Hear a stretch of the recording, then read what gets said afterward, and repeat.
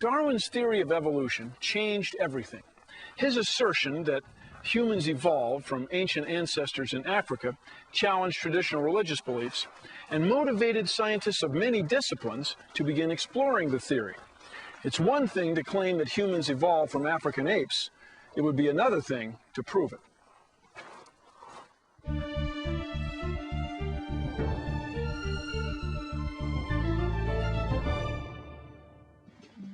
In 1974, anthropologist Donald Johanson and his team were working in Ethiopia when they came upon the partial remains of an ancient hominid, a species considered to be part of the family that includes humankind.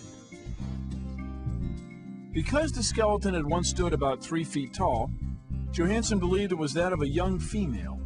He named her Lucy, after the Beatles song "Lucy in the Sky with Diamonds." Despite her fragmented remains, Lucy had remarkable secrets to share about her life. Oh, wow. Does this fit? No.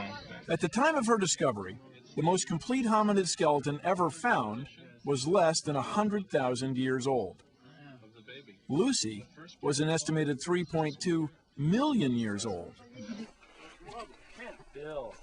Dr. Ken Mowbray is an anthropologist with the American Museum of Natural History.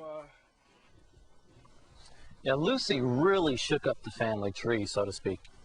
Well, why was she such a big deal? She was a big deal for many reasons. First of all, her skeleton was 40% complete. 40%, that's complete to you guys? You know, in fossil terms, that's a lot of fossil bones for an individual. Something even more important that makes her really significant is that we believe that she was bipedal. I have a cast here of the pelvis of Lucy, the left side. The pelvis sits right like this in the human body. It is short and it is broad.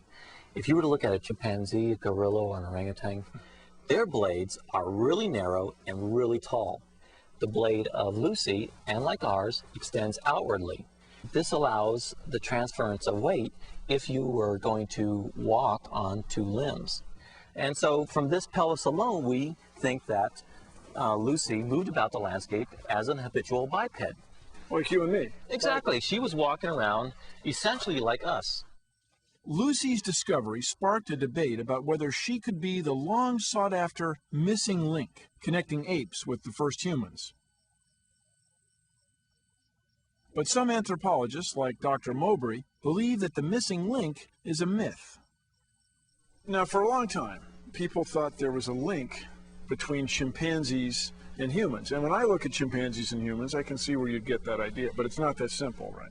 Absolutely. Lucy really opened up the world in the late 1970s to have a better understanding that there wasn't this linear progression of evolution, especially with humans, that it was much more diversified. With Lucy and subsequent fossil finds, we really know that this tree of life is much more like a bush.